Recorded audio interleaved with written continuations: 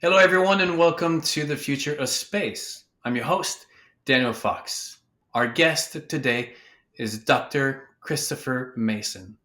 Christopher is a professor of genomics, physiology, and biophysics at Weill Cornell Medicine. He's also co founder and global director at Biosia, co founder and scientific director at Onegevity, director of genomics at Tempus Labs, and recently published an amazing book, The Next 500 Years Engineering Life to Reach New Worlds. Christopher, it is a pleasure to have you on the future space. Well, thanks, Daniel. It's a pleasure to be here. Thanks for having me. Now, before we go into your topic of favorite topic of conversation, which biotech and the evolution, can you share with us three words that capture the essence of space? Space, in three words, I think could be summarized as inspiring, necessary, and fun. I think I would say that we have to go, and there's a lot of things that can inspire us to drive and push ourselves to new heights, and then it's also a really exciting place to go. Now, there's a lot of talks about the science aspect, the technology benefits, the stories that revolve around rockets and billionaires. But can you tell Yeah. us, from your point of view, what is the human story of going to space, the life story of going to space? The human story really revolves around, I think, everything from very subtle and quiet moments of reflection looking at the spacecraft. I'm not an astronaut, but I've just hung out with a lot of them and spoken to many of them about the overview effect, the research they do on orbit, their dreams of going back into space. I think every astronaut I've ever talked to, if you ask them, would you like to go back? They all say yes. So it's a bit of an addiction, but in a good way. And so I think there is this sense of inspiration, like I was referring to before, is that they are really excited by what they're doing, but there is also a real sense of a frontier, that there's a lot that's unknown, that they're exploring, changes in states of matter, changes in cellular and organismal physiology, changes at our body scale that we scarcely understand. And so there is a bit of a frontier mindset, that going into a very dangerous place, and one of the more risky vocations you can have is just to be an astronaut. Your risk of dying is higher than anything else, any other vocation. And so it is not for the faint-hearted, but it does push the limits, I think, of humanity. And so there's everything from the poetry and art that Dr. Proctor made when she was up in the Inspiration 4 mission. So there's this real wonderful part of creativity and art of humanity that's up there.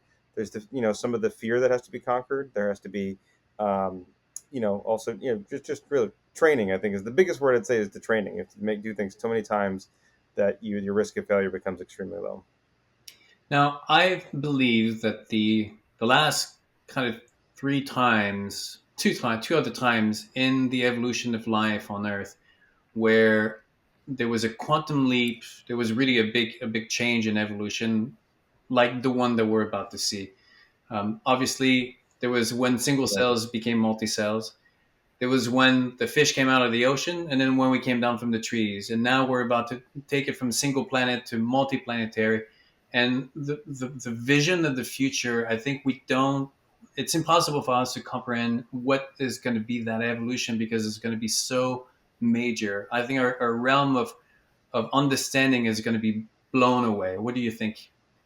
Yeah, yeah. I think because everything, I talk about this a lot in my book, is that there's been these really extraordinary twin engines of discovery in the past few decades that are fundamentally different from anything that's come before, not just in scale, but also in type. So, the ability to find exoplanets, for example, the first one was found, evidence of it in the late 80s, but really confirmed in the 90s. And for a little while, you could count the number of exoplanets on one hand, in the early 2000s. There were not that many. And so now we have thousands and thousands of exoplanets, many in the habitable zone. So the idea of sending people to other planets was actually farcical for a long time, including a lot of the pioneering work by Carl Sagan and others in the field who were dreaming of these planets. There were no planets to even go to, right? So whereas now we have many hundreds of candidates that we could go to, and maybe even have liquid water, maybe even survive with current technology. But the other real engine of discovery is just about genetics and biotechnology, and the ability to understand the facets of biology that create and craft cells and responses, the number of genes discovered, the number of modifications of genes, which I also talk about in the book.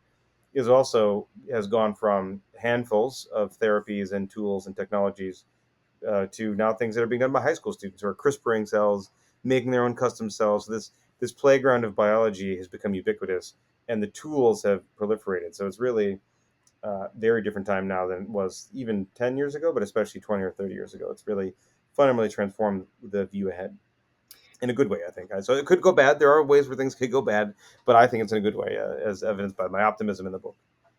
Well, I think that's one of the successes of the human species is to take the kind of randomness or chaos of nature, because I'm not too sure that nature, I mean, what we've done over the thousands of years is be at the mercy of the change imposed by nature, which is usually you follow the Yeah. food source or you follow the climate. And then at one Okay. point we start to create our own, take control of those changes and not follow them. And we've been building ever since on that. Every time that we're limited with what nature gives us, we rise above it. And even now, like every time that you're given a place of birth, now that's nature that gives you, you're born there, but you go beyond it by moving Yeah. to different places, by figuring out how to get Yeah. different food source. Now obviously we're talking about the level of the planet, so the leap is a little bit bigger, but it's still the same function, the same principle that we're applying. It's just that Mhm. it's going to be bigger. Now, Yeah. from the point of view of, not that I want to give a personality to life, but from the perspective of life, it never wanted to be limited to the planet, because then it would be kind of a almost It'd be stuck. a It would stupid die. It would be investment, suicide. right? Yeah. Yeah. Yeah. It would be a Well, yeah, I mean, absolutely. So that's one of the things and I think humans are the only ones that are aware of this frailty of life itself, and so we're the only ones that can actually counteract it. So that's one of the it's part of the moral argument I make a lot in the book is that this awareness gives us a very unique place in the universe. Quite literally, the guardians of the galaxy, or guardians of life, at least in this galaxy, and potentially others. But there is no other entity in the universe with this kind of self-awareness as far as we know. Maybe they're out there somewhere, but we can serve as the caretakers and real shepherds of life itself, because it seems to be pretty rare in the universe. Again, so far, maybe it's out there, maybe it's more than we think of it, but there's the Drake equation, the Seeger equation. There's many people hypothesizing about how much life there could be or might be, but so far it's just us. So in terms of the any species with an awareness of extinction. So until we meet another organism that can do it, or create an AI that can do it better than us, it's just us in terms of having this understanding, and therefore this responsibility, because we're the only ones that can enact this change. And so I think if you were to anthropomorphize life, I think it would like to explore. It would like to go around. It probably wouldn't want to die. If you stay on one planet that eventually will be engulfed by the sun, that's basically suicide, because if we can leave but we don't, then we've stayed for our own demise. And so I think we don't. I don't want that. I don't think other people want that. And so it's really just taking our own personal drive to survive, and really expanding that just to the species. It's something we do naturally, I but adding a moral dimension to it as well is what I've tried to mean, do. life doesn't want obviously all this investment into pushing the boundaries to evolve. Is to figure out ways to sustain and to move forward. So obviously, the this is one of the things that I tell people is that we are the ambassadors. We're the best and the worst of nature. We're able to emphasize its Yeah. destruction, but at the same time elevate this power of creation and innovation to new level. And I think we need to celebrate the narrative as Yeah, opposed to say we're a cancer on the planet, because life is I messy agree. by design. Would you agree? I agree. Yeah, there are many people. There's misanthropes who think all of humanity should go away. There's people who think all that humans are not worth saving, if you will. I think we are. You could very readily and quantifiably say we're the best and the worst of what life has to offer. But it's as simply quantified by how many species have we made go extinct. Like, I actually, except for invasive species, I don't know if there's an actually documented case of one species obliterating and committing genocide on basically a different species until we came around, right? So I mean, it could have been, and it certainly was always by accident. Whereas, we've hunted things to extinction, right? So there's definitely a bad example there. But we also have resurrected species, like the woolly mammoth is going to be coming back probably in 3 years, or preserve those species that are endangered. So we can do, certainly the best of both. We can kill and resurrect species. We can save and obliterate species. But hopefully, the awareness of this, though, again, I think wasn't until the past few decades. I think much of this was done by accident or foolhardiness or just pure greed or survival. People just didn't have enough food to eat. Infant mortality was too high. People needed a way to just survive for centuries, for millennia. And only again recently have we been able to have, I think, some stability for humanity that we can start to take a breath and not worry that we're all going to be dead by 15 and know that we can plan ahead and plan even intergenerationally. That's all still relatively new. And it's been preceded by like Jeremy Bentham and others who've thought about this for philosophy for a while, but it really wasn't possible, I think, until the world settled down. The other thing I'll point out is that we couldn't really manage or solve global problems until we had a global communication system and ways to coordinate with cultures and peoples all over the world, which also didn't really exist until this last century, and now it's much more easy this century. But that's also relatively new. I'm pretty sure that you read the book, the Homo Deus, the follow up to Homo sapien, but that was his premise, and where Yes. we've been able to control these big killers, famine, war, and diseases, and now the human cost of evolution is not really present. And even I was talking to other in the space, even the human cost of exploration will never, I mean, cross finger and knock on wood, will never be as extreme as they used to be, because now we have the capacity to study and to send robots in advance. Like if you compare the human migration, the European migration, on the boats to North America, how many people died in the process because the conditions, first of all, of the voyage on the Yeah. boat was Yeah. super hard. You get onto a new continent, you have to Awful. start, but now it's not going to Yeah. be that From scratch. same. Right, right. That's a great analogy. Is that those seafarers and those adventurers faced far worse odds with much worse technology and very limited understanding of even how, like the fact that scurvy was the thing. People didn't even know how much vitamin C they needed. Yeah. Like, they just that was debated until Shackleton's expeditions to the Antarctica even just 100 years ago. It's not that long ago. Some basic things like that we didn't even know. Like just what do you need to eat to survive as a human was still not fully fleshed out, right? So I think it's going to be extraordinarily easier than it was then, and I think the spirit of humanity though is the same. This drive to go to a new place, to discover a new area, and sometimes there's people that are there, but as far as we know on Mars, there's no people. But to really push the boundaries of humanity has been a consistent feature, I think, inspiring one for humans. Now, I want to pick your brain. I wrote this little piece about how we will live longer, maybe not bigger, because simply Hmm. put, the scale of the universe demands it. The living 100 years, living on the planet works because of the distances. But when you get into space where it takes 30 years, maybe 40 years to get from, I mean, even with different, even if you travel at the speed of light, or we'll find different ways, your distances are in a total different scale. Being an ant, Yep. when you live in a little sandbox, works, but if you get into the Sahara, you wouldn't survive for one day. So we will have to Yep. evolve so that these distances don't feel like they are too big. Like it becomes just like Mhm. you take an Yeah. 8 hour drive, it takes 30 years, but you live longer because of the scale demands it. Would you agree? I think living longer changes almost everything about how you plan. So I think we can make it so these long distances. I mean, some people talk about hibernation or other ways to get. I mean, do you mean sort of getting to places that are 30 or 40 years away on a spacecraft, or even as I talk about in the book, these ideas of multi-generational spacecraft or generation ships where there are 4 or 5 generations that live and die on the same craft on the way to a planet, which I think is where we may be in about 500 years, hence the title of the book.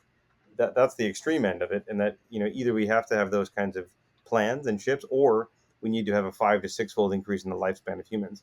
I think the latter of those two is going to be harder. Getting people to live longer than like a sequoia, probably not possible from anything we know today, but having people reproduce and have cognitive and psychological metrics to keep people satiated and happy on a long mission is something we can do. I mean, we've all hold up during the pandemic. We all learned how to kind of survive staying in one place. We have a lot more entertainment options than we did. Again, say 200 years ago, you could bring a book with you, but you don't, only so many books fit in a spacecraft, but you can fit the totality of all human culture and literature on a hard drive and bring it with you, right? So there's plenty of things to keep people busy and entertained. Plus, you can stream the latest episodes to spacecraft as they travel away from you. So if you want to stay in touch with Earth, so I think some of these long missions become much more palatable than they could have been even 30 years ago.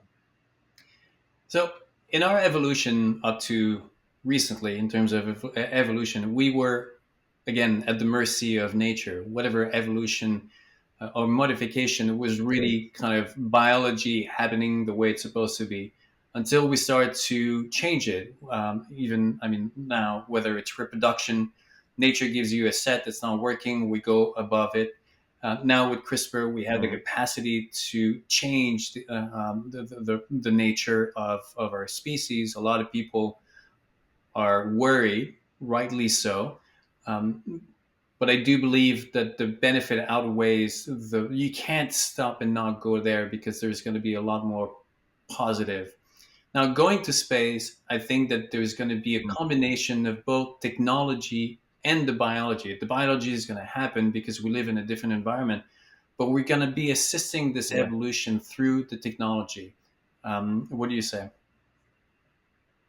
Absolutely. So the technology will be, myriad and ubiquitous and powerful. So it'll be inside cells.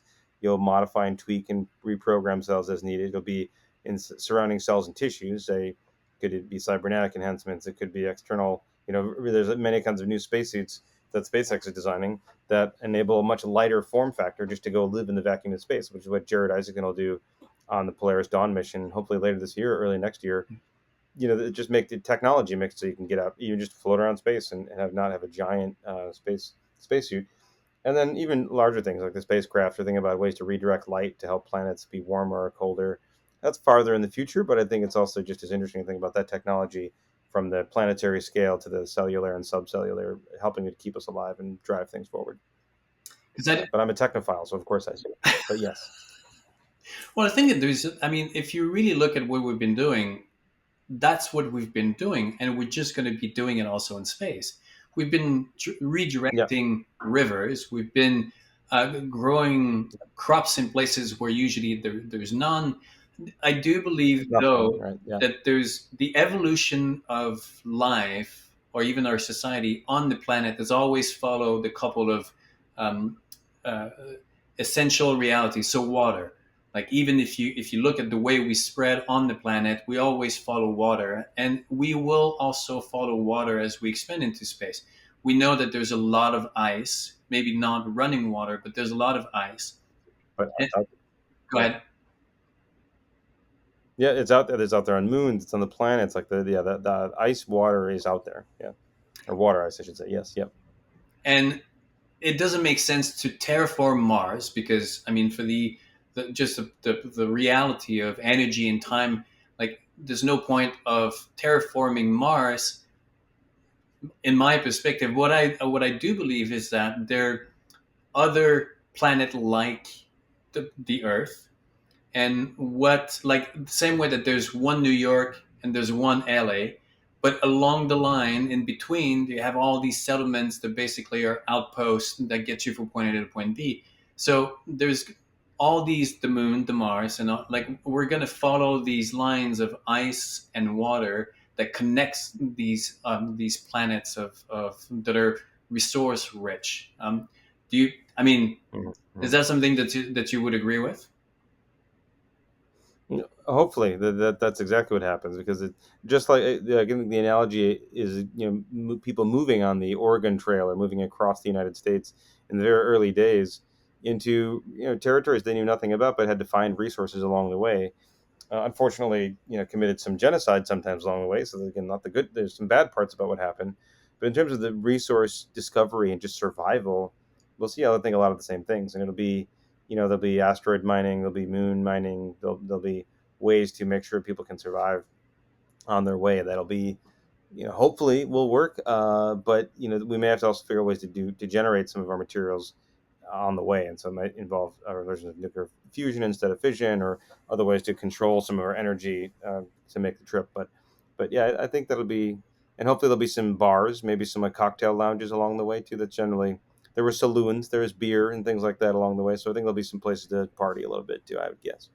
Yes, absolutely. There's all going to be. It's. I don't. the principles of evolution on Earth are not different than the principle, or the principle of evolution as we go to space are not going to be different than the ones that were on Earth. They're just of a different scale, but it's going to be the same thing. We're not going to be reinventing the wheel. It's just that our toolbox is going to be different, right? It'll be you'll get more tools from different planets' boxes, basically. So you will, selection pressure and its variations will still exist, but there'll be different selection pressures suddenly on a new planet. There's acidification levels or densities of atoms that don't exist on this planet that suddenly exist somewhere else, and so evolution will still be at play as it is everywhere whenever there's life, but the forms it takes and the adaptations it needs to create to survive, I'm sure will be starkly different and actually lead to, at one point I called it in the book, is a cross-planetary directed evolution. Is that you could have organisms adapting, for example, on Mars, suddenly have evolved over 30 or 40 years, these bacteria that suddenly have dramatically different phenotypes. You could sequence the organism's DNA, send it back to Earth to then synthesize it and grow up more of that organism to then study it, because on Earth there's a lot more resources. It's hard to do on Mars, but you could have this real, virtuous cycle of learning about organisms' adaptations at many different planets, and then sending the information back and forth as well as the synthesis capacity, so that you can study it across multiple planets at the same time. And evolution has always taught us many lessons. I think we'll just suddenly have a bigger library of lessons from which to read, which are stored on different planets. Now, technology has changed a lot since the when you begin your career, and where it is now. Yes. Are there, like, can you And I have share with less hair. That's also that's changed. Things have changed. Things have definitely changed. Yes. can you share with us one discovery that you never thought would be possible when you started your career, and now it is? I mean, CRISPR might be one of them, but I'm pretty sure that you have other ones. Yeah, good. So I think there were talons and zinc finger nucleases or tal effector nucleases. There were tools that existed before CRISPR that conceptually could do the same thing, not with the same ease or I think specificity or throughput, but that concept was around. There's ways to do gene therapy before CRISPR could do somatic gene therapy with adeno-associated viruses, and that trials in the 1980s and 1990s. People have been thinking about some of these things certainly for decades, so that's not totally shocking. But what I guess was shocking is the ability to do epigenome editing is something that I think people wouldn't have predicted 20 or 30 years ago, where you don't, for a lot of genome editing, you swap out genes or you change them to get a new function. But you can also change how DNA is packaged or controlled, or whether something is just turned on or turned off. So it's in theory less disruptive. You're not changing the genome, you're just changing what's turned on or turned off in the genome. And this has led to some really extraordinary clinical trials for beta thalassemia, for sickle cell disease, where you're basically, for example, we all have fetal hemoglobin. I talk about this in the book. When we're a fetus, you have a different kind of hemoglobin that carries oxygen through your blood than when you're an adult, which is called adult hemoglobin. But if you have a blood disorder where your adult hemoglobin is giving you the disease and causing clotting problems and other issues, one idea was, well, let's just turn back on the fetal hemoglobin that was turned off once you were born, and basically it's just turning off what's called a repressor that keeps it turned off. And so now it's turned on and the patients are doing great. So you actually just turn something back on that is turned off earlier in life. And so this idea of the plasticity of the control of genomes and using it clinically has been a really exciting development. Something we have multiple people in lab working on as we speak, actually, right down the hall. So this is really an exciting time where you can control, I think, the language of life, the letters that are in the page, but then also how it gets read, and sort of real the syntax as well as the forcefulness of the language, and how the life manifests. So that is something I couldn't have really expected. And then I don't know, the sequencing coming down so fast, the ability to just do genetic research really came down 7 to 8 orders of magnitude in a matter of 8 years. So it was really, it was, and as far as I know, still is the fastest pace of technological change that ever has occurred in human history. So really extraordinary, especially as a geneticist, is basically like a time of almost pure euphoria, because you want to look at DNA, sequence DNA, and manipulate it, and it's been never been easier to do all of those things than ever before. So it's been really great. What are your thoughts about as we enter this era of like genetic customization, where diseases become just more of a challenge than the reality? Do you take the time to think of how can we nurture compassion and humility in the world that it's so easy to become super arrogant and full of ourselves? Good question. I think there we even parts of the or could you CRISPR out anger or cruelty out of people and make people less pricks, potentially, or make people better or less violent has been, people have talked about this. And I think some of the oldest methods are still the best. I think people learning from old religious texts, even if they're not religious, some of the lessons are the same, that involve humility, compassion, empathy, just really trying to treat others as well as you think you can, and also how you'd like to be treated. And there's just the symbol, the golden rule. It's in every religious text that's ever existed, except for a handful. It was actually in the Anton LaVey, the Satanic Bible, had it inverted. It was, you treat others the way you want to be treated. If you take what you want, kind of thing. So it was the inverted in one religious text, but otherwise, in all the other ones, the same. And I think just getting people to also appreciate the beauty of what's inherent in life. Even engineered life is just as beautiful, sometimes more than what was there before. And so I think, again, people think this seems odd, but these strawberries that we all eat from the supermarket are gigantic compared to their natural previous normal versions. But they're beautiful. They're wonderfully polyploid, crazy chromosome strawberries that are as big as your head. But there was no genetically engineering. There was just selective breeding over many many generations that gave you really interesting features. So I think even dogs like French bulldogs that look really weird, but they're kind of beautiful in their own way. I'd say so. I think remembering the beauty and being humble and being a bit empathic and kind, I think, is good to remind people. I think that there's a habit in science to these zero sum um, equation situations, and where things can be taken out of context and say they can live over there, when in reality nothing lives disconnected from its environment. There's always relationship, and context is so much important of that relationship. um, and there's always Absolutely. unintended consequences in the best of your decision. I mean, I often talk about when people say, "Oh, we have this opportunity of going to space and and decide how we want to move forward," and you know we want to do it with the best intentions. But I always try to remind people that always with the best intentions, there's always unintended consequences, and we have to prepare ourselves with the flexibility and an understanding how life works. Life doesn't want the status quo. Life doesn't want perfection, because if there's perfection, there's nowhere to go. It's constantly mixing, creating disruptions and having Of course. tension, because that's the only thing that can move things forward. So, in your world, how aware are people of that dynamic reality of life? I think in terms of scientists and geneticists and biologists and clinical personnel, if I'm right here by a hospital, I think they're very aware of that. It is a constant gardening that must be done to improve how we treat disease.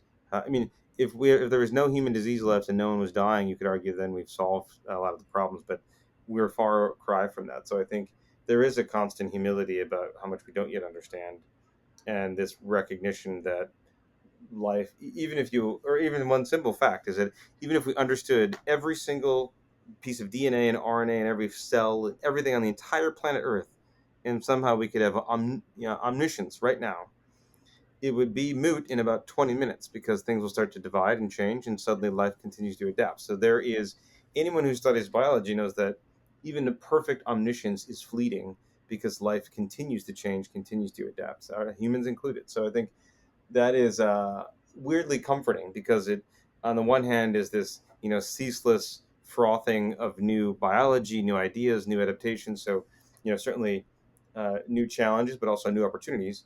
But it also, you could say, is job security because there will always be things to study because things keep evolving, mutating, and adapting. So at least we'll have things to do, I guess I'd say. So it's not so bad as scientists, I'd say. But so, do you think, as you personally, do you think that there's a point in the future where we reach a point where there are no diseases, or this kind of almost utopian place that science can take us, or do you believe that every time every time that we solve or the technology takes us to a new place, we just find ourselves with a new set of realities with its advantages and disadvantages. And so we're always kind of um, moving forward and dealing with different problems, but the problems are always going to be there, but with a different shape.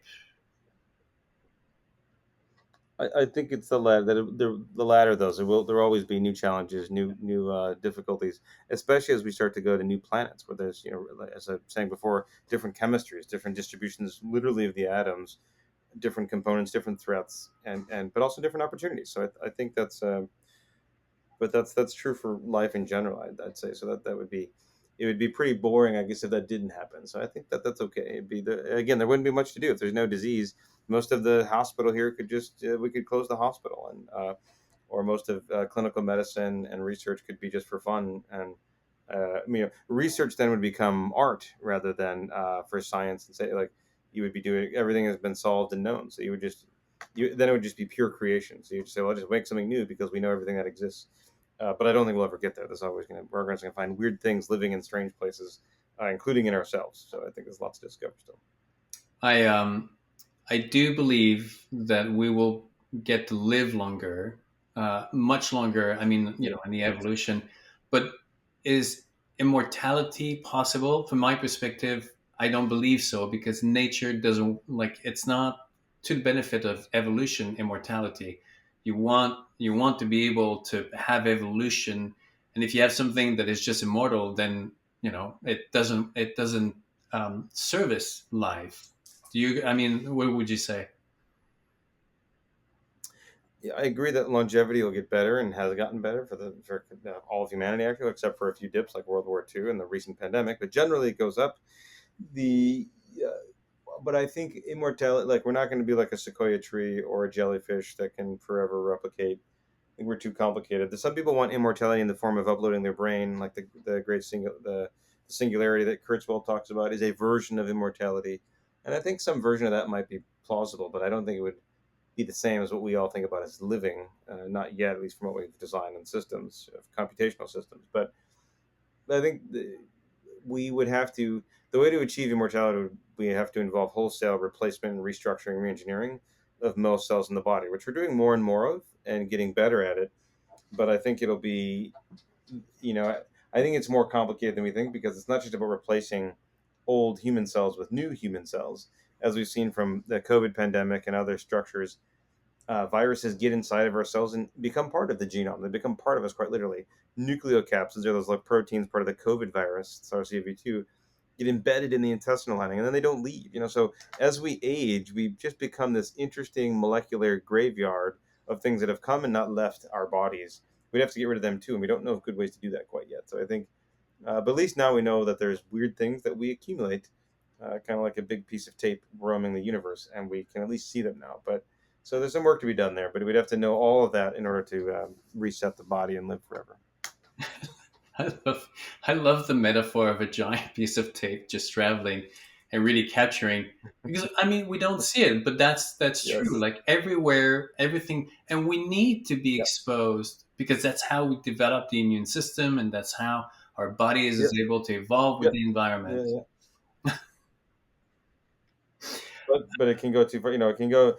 But so you need that microbial exposure, especially when you're young, is essential. And actually, one of my favorite clinical trials is if you take kids that are starting to get allergic to peanuts, and if you take all peanuts away from their life, they're actually worse off. They end up being more likely to be allergic to peanuts. Whereas if you have slow, minute doses, which is now actually an FDA-approved therapy, they are less likely to have allergies and response and inflammation. So you do need this training, but then of course it can go too far. You can have autoimmune diseases where instead of having an immune response, it attacks your human cells, or you have an overblown allergic response. So you need the training, but you need to, it's like, do you want to get your training at a karate or jujitsu studio that's very controlled and understood, or do you want to do street fighting and go with lead pipes and brass knuckles and say let's do training?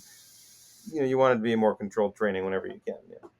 Well, the Japanese have this expression "te no uchi," which is the perfect sword grip, and it's one that is strong enough so that you can stop a powerful blow, but one that is soft enough so that you can move rapidly. And that is really the the balance of life and where you create enough tension so that you can stand up. I mean, it's a, a tree is a perfect example of how you need tension to build up, but you don't want too much Yeah. tension so that when the wind, then it breaks. And that's like if you think of some of the material, carbon fiber is a really strong, but has it cannot be stressed because then it's going to crack. So as we move forward, it's always balancing too much and not enough tension so that we can move with the flow rather than being, and when you were talking about martial art, that was often the difference between the Western, idea of force, which was brute and just like Yeah. all in the power, Yeah. as Strength. opposed to the Western idea of martial arts, where it was like moving with the energy rather than just like trying to break through the walls. Yeah. Yeah. It's very different. So I think it's this, and that speaks to philosophy. I think that's just on one planet, these different philosophies. I think as people start to go and live on other planets, there'll be different dialects, different cultures, different philosophies. So I think, but that's part of the diversity of blossoming of humanity in different facets, which I think is fascinating. So I think we'll see more of that in the years to come, hopefully. Christopher, can you take us like on your book? Someone who's going to buy your book, 500 years. Is it? I mean, did you write this more as a science fiction, or what can someone expect reading the book? What's the evolution through the reading, and what they can find in it? I, I wrote it so that anyone could read it. So that you start, even if you have no background in science or astronomy or medicine, you can pick it right up and then learn everything you need to know about the most impressive and even sometimes complicated, really feats of modern medicine. But you know how they work at a molecular and even cellular scale of what's happening. So, and the reason I start from zero and take people through all the technologies today is because you need to understand those to understand the light of what's coming in the few years ahead, is that we can use these same technologies to let us actually live on other planets or even go to places we might never have been able to 10 or 20 years ago. So we have these extraordinary new abilities to craft new kinds of cells, new kinds of genetics, frankly, new kinds of species, and even to save species. And so the readers kind of walk through this extraordinary menagerie, this museum of progress that has been built over the past few decades. But then it's not science fiction; it's all nonfiction. It's everything that is a reasonable projection based on what we know today as to what we can expect, and that also includes discussions of the exoplanets, discussions of the technology that can cure cancer in some cases. But it does have some fun parts. There's some odd things in there, like you start to think, well, could we have, for example, vitamin C? We talked about scurvy before. Why can't we make our own vitamin C? And the answer is actually we could if we wanted to. There's actually the gene inside of us for what's called the autosynthesis of vitamin C, and it already exists in dogs and cats. For example, they don't get scurvy; they make their own vitamin C, and the gene that they have is also still inside of us. It's just broken a little bit. So what if we turn it back on and fix it? We working on that in lab now, or increase radiation resistance. What if we add genes from other species and put it into humans? I talk about that. So it's kind of some exciting, new, almost fictional genetic constructs I talk about in the book. The most, I think, comical one is the idea of being a big plant human. So if you had photosynthetic skin, you could lay out in the sun, and he's like, "Oh, I'm hungry. I'm going to go lay outside and just absorb light and have chloroplasts in your skin, be like a green human, a chlorohuman." And I do the math on how much skin you'd need if you just want to lay out for 1 hour on one side. It's about 2 tennis courts worth of skin, which is a lot of skin. But then you'd be all full, and you could go back inside and go in the shade. So there's some fun parts in the book as well. It takes from this, some places technical, but other parts very fanciful and exploratory. Very, I think, fun about what could come. And then at the end, it goes towards, I think, there's a philosophy part. There's a bit of a sense of duty and excitement and optimism about our future that is really embedded in every chapter. That I think people have enjoyed. I think more people would love it. Do you? I mean, a lot of people think of the human species as this static entity that is at the end of evolutions. Like this was the end goal. Here we are today. But in reality, the human body is still evolving, will evolve even more now Yeah. as we go to space. Do you find yourself sometimes kind of imagining what that species of the future will look like? If there are things like in your work you've discovered, well, we don't use our body doesn't really need these things anymore. Most likely they're gonna disappear. I mean, I've had my appendices, taken out when I was young. Obviously, on the evolutionary scale, that maybe will come to disappear. Totally. Like when you look into the future, what do you see for our evolution? I see a lot of excitement, and frankly, we are going to continue to evolve as we have, of course, in the past. Several million years since our last divergence from a common ancestor. We had lactose tolerance, for example. Eating milk as an adult was really unusual for mammals, but now we can do it, but not everyone as well. And so that's one, or even adaptation to high elevations for Sherpas or deep sea divers in Polynesia and French Polynesia. These interesting selection pressures that have come up just in the past few tens or hundreds of thousands of years, we've already seen. So I think in the future we'll see a lot of selection, maybe the first actual selection for longevity, because since we're changing what the selection pressure is, it really has become more about living longer, not just surviving at all. And so I think we begin to see potentially real selection for, which is unusual for evolution. You just want to survive, not necessarily survive for a long time, because usually you're not reproducing. So we'll start to see directed evolution, as I think eventually also interplanetary directed evolution. And then I also think we'll see flexibility. So I think it would be sad if we designed a human being or modified a human so they could survive on Titan, for example. And like, congratulations, it's very cold, there's a lot of nitrogen, but you can survive. But if you could never come back to Earth or never visit any other planet, that would be actually a limited planetary liberty. Think of, like, liberty is the ability to go do what you want when and where you want to go do it. If you're constrained to one planet, then that's less liberty. So I'd want to think about ways we could have adaptability. Like I mentioned, these epigenetic methods, you turn genes on, turn genes off as you need to enable the survival on different, quite frankly, different planets, right? So I think that is hard to imagine now, but I think is something we're seeing already starting in the clinic. So we know it's not impossible. It's just about getting it technically right and making sure it's actually safe. Yeah, I agree. I mean, by the way, did you there was a movie done with Titan where they still Oh like yeah, with Sam Worthington, right? I think, yes. yeah, the same is basically, yeah. So I published a blog about this in 2015, and then they did that in 2018. So there's a producer at NPR who said, "Are they stealing all the ideas from your lab?" Because it was like something we talked about before. So I said, "No, no, it's an old idea. It's like, I mean, they just made a movie out of it, but it was something I've talked about before." And so there, of course, it's a dystopian movie where things go horrifically wrong. But yes, similar ideas, yeah, definitely. Are you I don't know if you're a big film fan, but when you watch movies, are you able to leave your science persona behind and look with a certain naivete at the movie, or you're like, oh no, that could not happen. No, no, that would not happen. No, I can usually, if I know I'm at a movie, there's a particular ritual. I've got paid a ticket. I've got some popcorn. I got some candy. I know where I'm sitting, right? So it's okay to take a moment, but at the same time, it's okay to have check marks of things that you think that's incorrect. I would change that. You can do both at the same time. You can have your critiques and enjoy the fancy at the same time. There's always a couple scenes in superheroes where this Superman goes and save a plane, and he captures it like right in the middle, and the entire plane stays solid, and you go, no, the reality is that because all the weight is on one place, it would actually break and it falls, or like Right, right. flying down or rescuing someone, sweeping them off as they fall. And you're like, no, the arm would actually totally disconnect and detach. There would be a Right, right, right, right, right, right. It would not be possible. It's right, right, right. yeah. So if people want to find the book, um, it's on Amazon and everywhere, right? Yep, Barnes Noble. You can find it wherever books are sold, but most people order online. There's also the ebook you can buy, and it's now also, it just came out in paperback actually just today. So today is the release of the paperback edition, also with an updated cover and some updated figures, and it's also being translated into Mandarin and also Russian. So it'll soon be available in other languages later this year.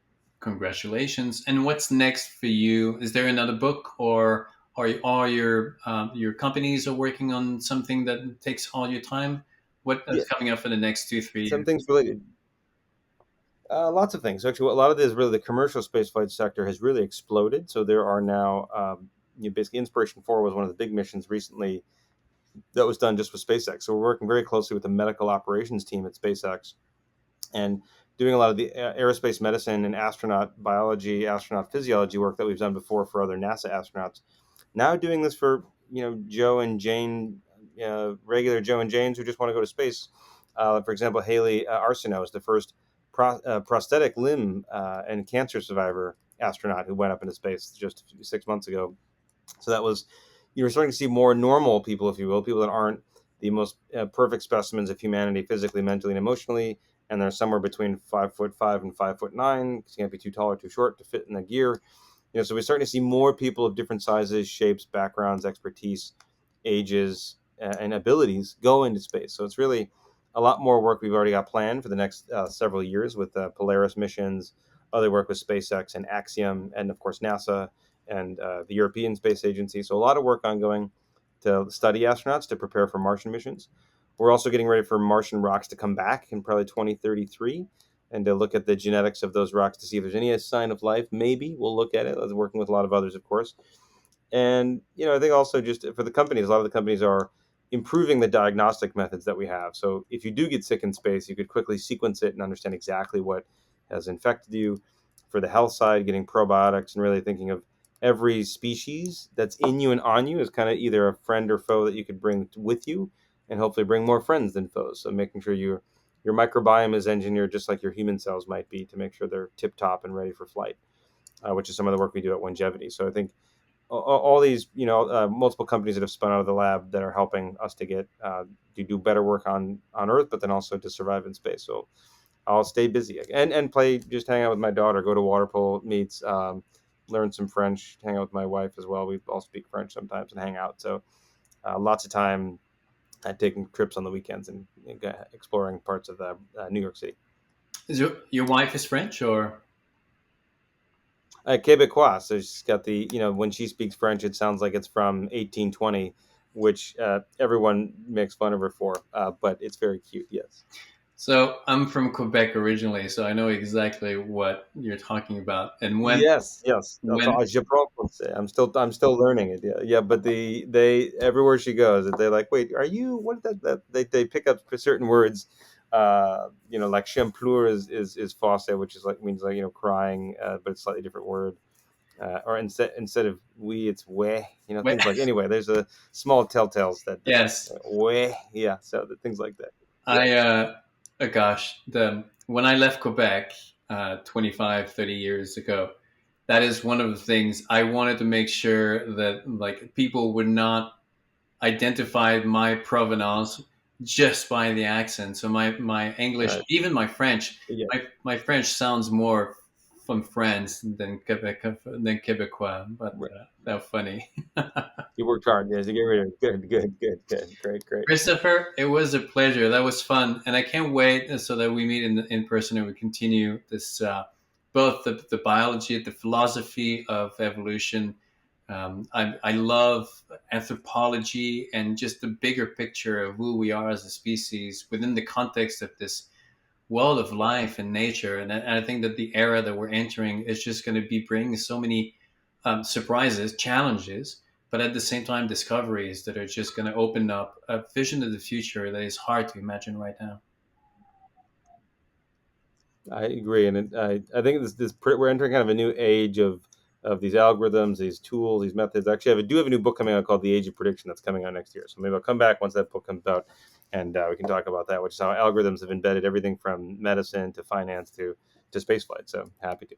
Excellent. Looking forward, Christopher. In the meantime, enjoy learning French and say hi to the family. Will do. Thanks so much. Great to see you, Daniel.